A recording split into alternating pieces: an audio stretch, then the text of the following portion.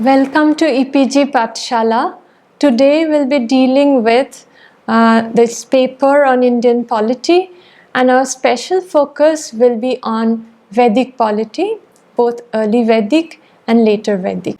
Now, as we know, the Vedic period is a very crucial juncture in early Indian history because from this period only we get a lot of material, a wealth of material about various aspects of life, about social, cultural and political life in early India, and we can trace the origin of some of the institutions that developed in the later period in the Rig-Vedic context. The objectives of this module is to explore the various institutions that blossomed in the early Vedic period and to further investigate the changes that began to surface in later Vedic period. The main focus of this module will be to understand the transition from kin-based polity to the formation of territorial units. So it has been said that as the Rig-Vedic texts were of a sacred nature, the texts would not contain any political material. But in the Rig Veda, we have a plethora of hymns which refer to prayers to deities who are expected to help humans to overcome their enemies.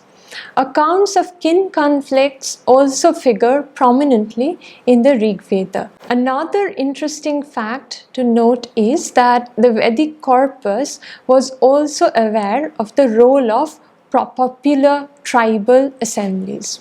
In short, images of polity and political situations are not entirely absent from the voluminous Vedic literature.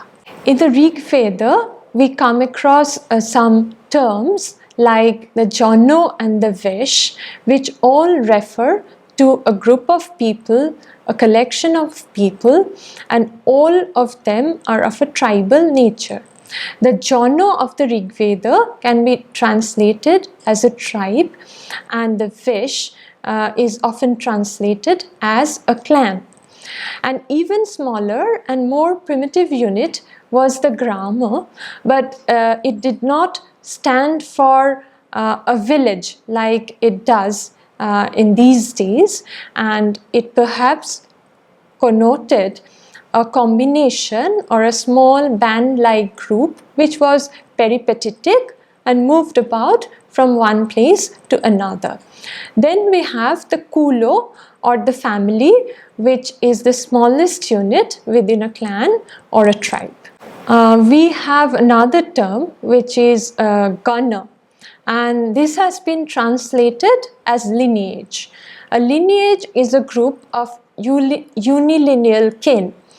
The lineage is very different from an egalitarian band and played a dominant role in determining access to resources, power and status. Those who were of a senior lineage could claim access to resources, and those who were of a junior lineage could not. We have almost 300 clans or tribes mentioned in the Rig Veda. Preeminent among them were a collection of 5 tribes labeled in the Rig Veda as Panchajana or Panchakrishti. The Rig Veda uses the term Gavishti as a synonym for war that fits in well with the predominantly cattle-keeping material culture of the Rig Vedic times. So, as you understand, the clashes between tribes was mainly to augment the resource base, and the unit of wealth, the items of wealth were mainly associated with cattle. There was the first blossoming of notions of authority in the Rig Vedic period though this is very different from what we have in the later texts, and it is extremely difficult to equate the Rigvedic term Rajan or Raja with the head of a monarchical state which would emerge at a later period. The monarchical state had a ruler who would normally have a well-defined territory, a subject population, and command over a standing army. In the Rigvedic context, the territorial unit was not defined.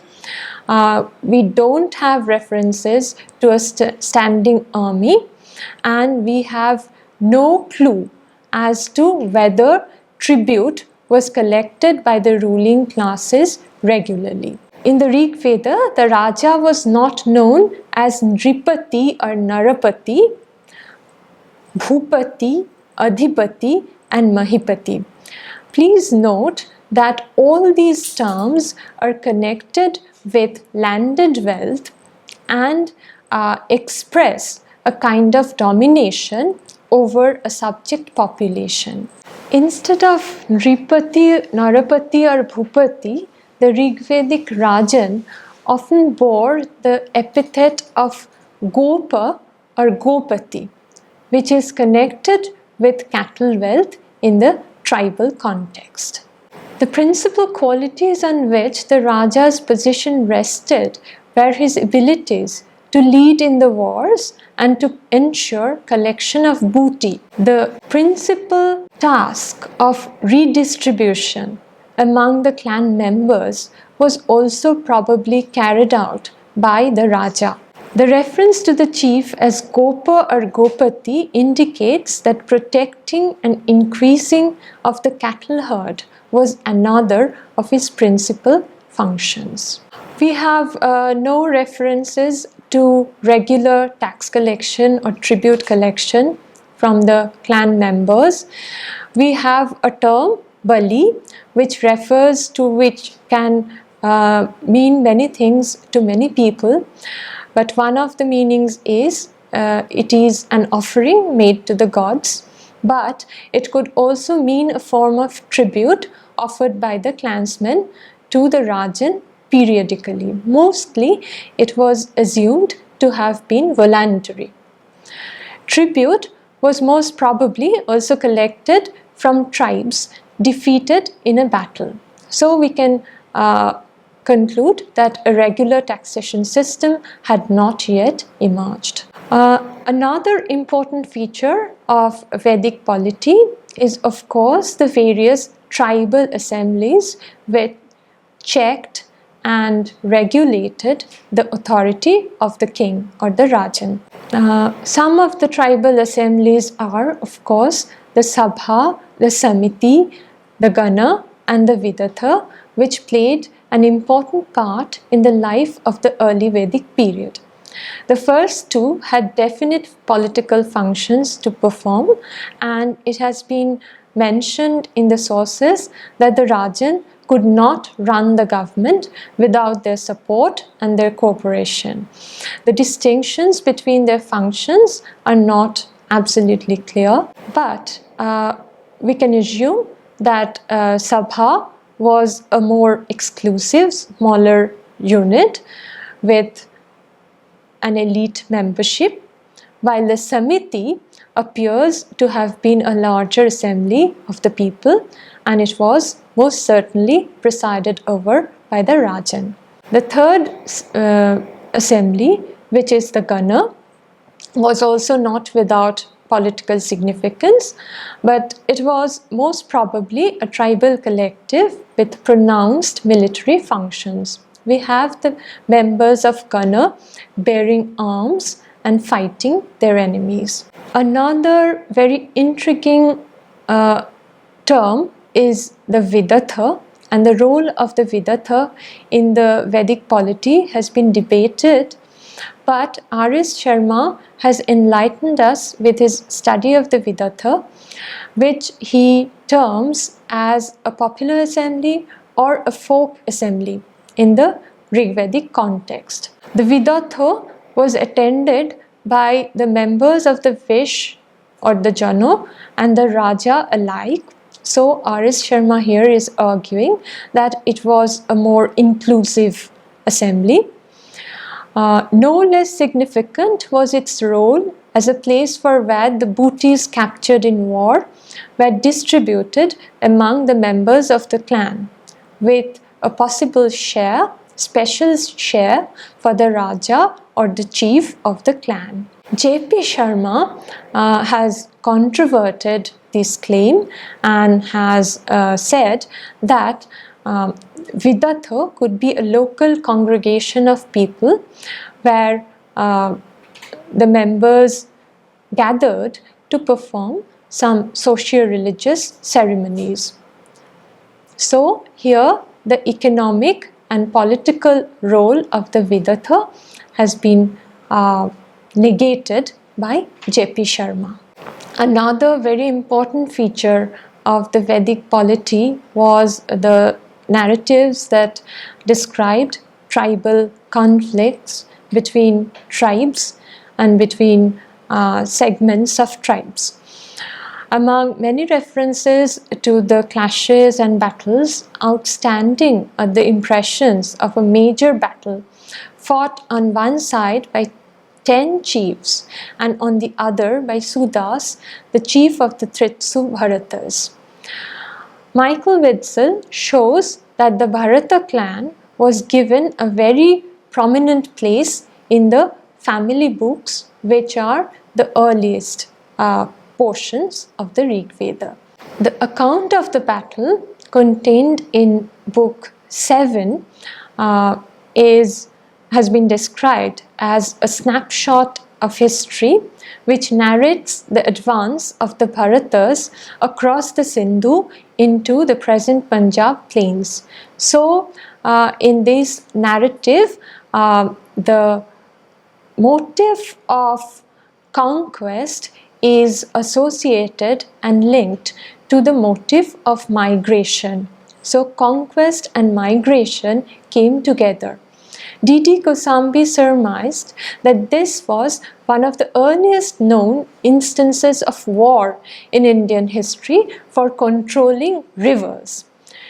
Remembering the famous burning down of the Khandava forest in the Mahabharata, it is likely that the victory in the Dasharaja war helped the Bharatas to move up to Kurukshetra in Haryana, and to the south of which was located the Khandava forest. So on the whole, about the nature of Vedic polity, we can say that at best it was a tribal chieftainship without the halo of monarchy, lacking in firm territorial basis and devoid of taxation, standing army and permanent public officials, which all constitute the essential ingredients of the state. The chieftain owed its power to the support of the clan assemblies, whose military functions forcibly strike our attention. Now we'll move on to the later Vedic phase, which saw the evolution of the various institutions that took shape in the early Vedic period. The early Vedic corpus had been dated to 1500 BCE, and the later Vedic phase starts from about 1000 BCE. In the Brahmana literature, especially in the Aitareya Brahmana, there are stories that describe fights between gods and demons, and the gods were continuously defeated in battle, and they were hapless and realized that they needed a suitable leader to overcome the demons. So the essential monarchy as the essential element of the state is beginning to grow in the later Vedic period. The chief feature of this period is, of course, the beginnings of sedentary life when the people were settling down and agrarian activities became the focal point of the economy. Here we are encountered with the fact that all the small tribal units were merging and forming bigger and bigger units, which sought to settle down at fixed areas, and areas were being named after the people who settled. The Krivis and Purus of Rigvedic times came together and formed the Kuru tribe, who in turn allied with the Panchalas, and the two together occupied the whole of western UP. So this region came to be known as the Kuru Panchala region. Secure in their regular income, they would support a good number of priests who developed rituals that constitute our only important source for the profile of later Vedic polity, that is the Brahmana literature. Settled life created conditions for the differentiation of the Vedic people into 4 varnas. So this is a new arrangement of social hierarchies that we encounter in the later Vedic period. Brahmanas, who originally formed one of the 16 classes of priests, outstripped all the others and came out on top. And in the Vedic ritual text, they took over the Vedic ritual texts and claimed both social and political privileges. So this is the phase when we start to see the growing bonds between the ruling classes and the priestly classes. The influence of Varna distinctions and that of the Brahmanas first come to the fore in the political organs during later Vedic period. The Kshatriyas, whose power and authority was regularly being refreshed and legitimized by the Brahmanas through religious ceremonies and rituals, functioned as rulers, and Vaishyas, who were part of the Vish mentioned in the early Vedic literature, their position became relegated, and they were functioning as unwilling tribute payers. Rituals outlined in later Vedic texts resound with conflicts between tribal and the territorial facets of the emerging kingship. The territory was still, the notion of territory was still fluctuating, and so the king was announced to the deities and the people by name, parentage, and clan. So the notion of territory was still not stable. Such rites as chariot race, cattle raid, and game of dice are intended to demonstrate the supremacy of the royal candidate over his kinsmen. Some of these games were fixed, and the king came out as the winner through the collusion of the clansmen. The Atharva Veda contains a song of election of the king and wishes that the Rashtra or the territory to be held by the king would be made firm by the king Varuna, the god Brihaspati, Indra, and Agni. In the later texts, the element of election goes missing, and the very fact of performing an elaborate coronation ritual called the Rajasur, which sometimes extended over 2 years, shows the necessity of having a fixed place. So the king now had a context, the Raja now had a context, which is the Rajya.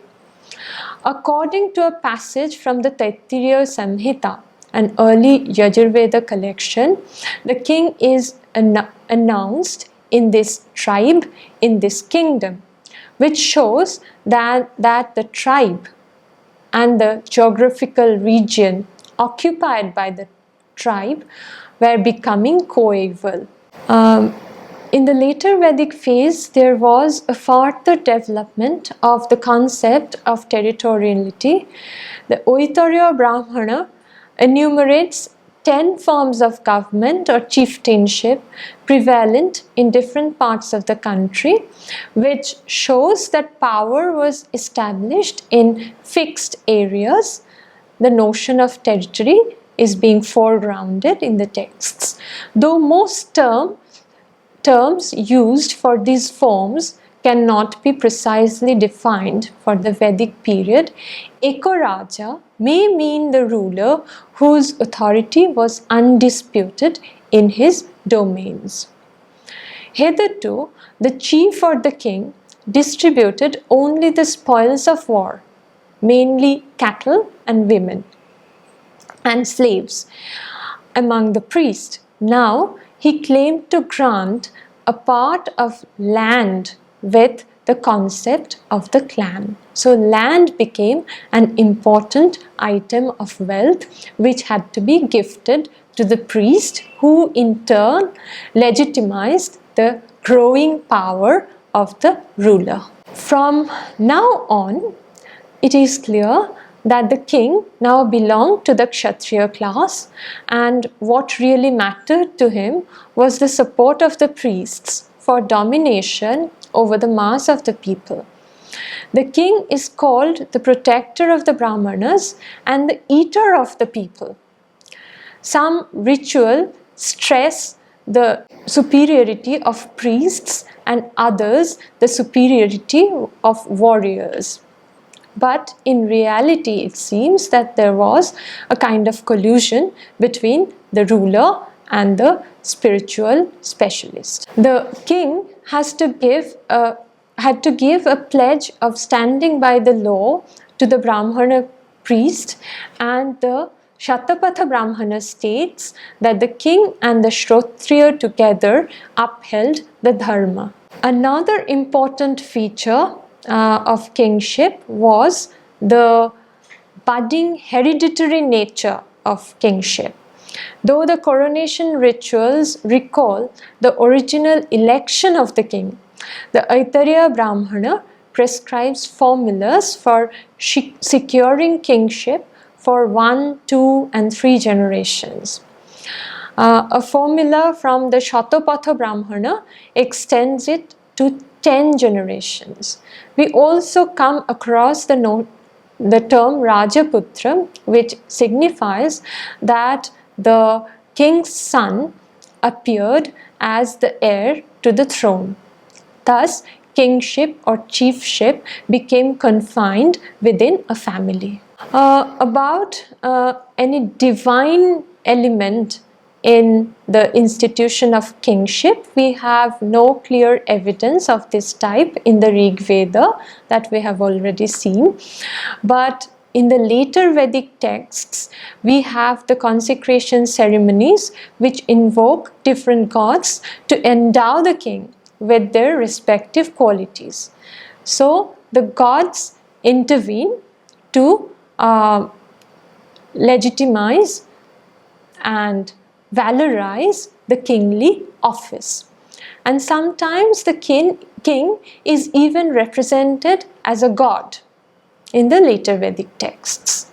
There are further developments that indicate the emergence of organized taxation system and a systematized administrative machinery.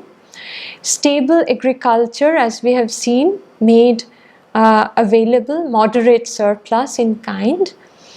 The king is depicted as the devourer of the people. It shows that he lived on tributes collected from his kinsmen and others. We come across a term, Bhagaduga, which can mean that there was a person who distributed shares on behalf of the chief. In Western UP, this would be a portion of wheat, rice and other cereals mentioned in the later Vedic texts. At least 12 of the Ratnins who formed the main support base of the monarch seem to have been regular officials who were evidently supported out of the taxes collected by the state. These people were not concerned with the prevention of crimes, but with certain positive functions possibly inherited from tribal bodies. So you see the tribal trend also continues, and it blends with the emerging propensities of the budding state. Further, several of them, the Ratnins, were associated with the distribution of game, cattle, land, cereal, etc., which again highlights their tribal connection.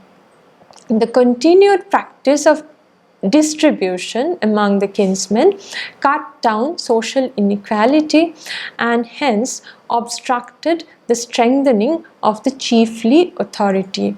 The king distributed spoils of war among his kinsmen, so the tribal practice is still continuing, and this in fact created a bond. This still recreated a bond between the king and his kinsmen. The king was still surrounded by his kinsmen.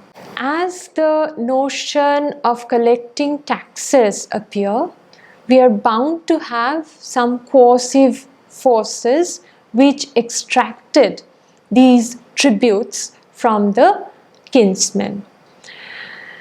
So now we have the Senani, who heads the list of the Ratnins in the Shatapatha Brahmanas. Shatapatha Brahmana is a late text.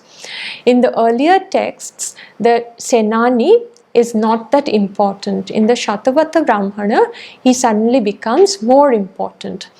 So the army emerged as an important element towards the end of the Vedic period. A fact which is also supported by the inclusion of the makers and drivers of chariots in the list of Ratnins. Even at this stage, the army was confined to the kinsmen, so it was not a professional army, not a standing army which was paid by the state. The later Vedic period perhaps marks the beginning of the royal bodyguards.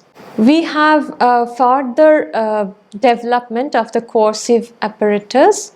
The king here claims to banish the Brahmana, to overpower the Vaishya and to beat the Shudra.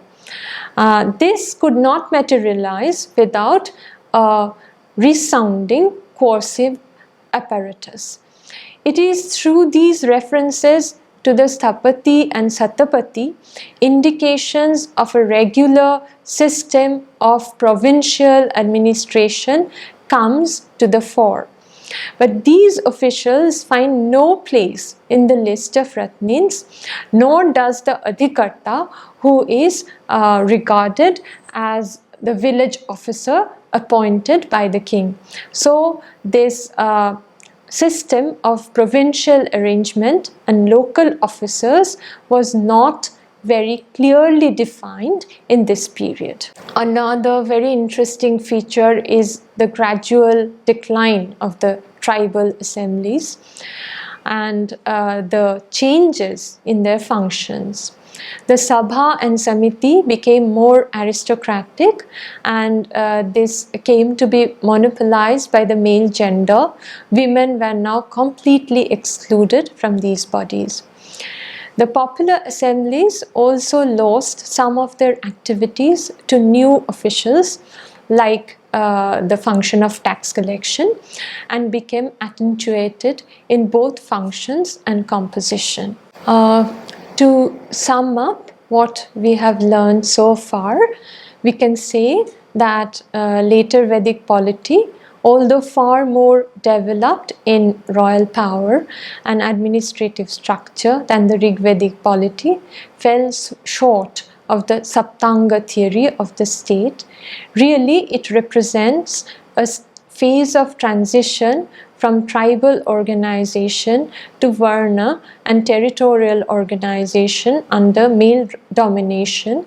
The process was nearing completion towards the end of the Vedic period. So, from the kin-based polities of the Rig Veda, we can trace the development of territorial units, a more well-defined institution of the monarchy, systems of tax collection and coercive forces, but still we do not come across full-fledged states because the army was still kin-based and the functions of the royal officials were not clearly defined.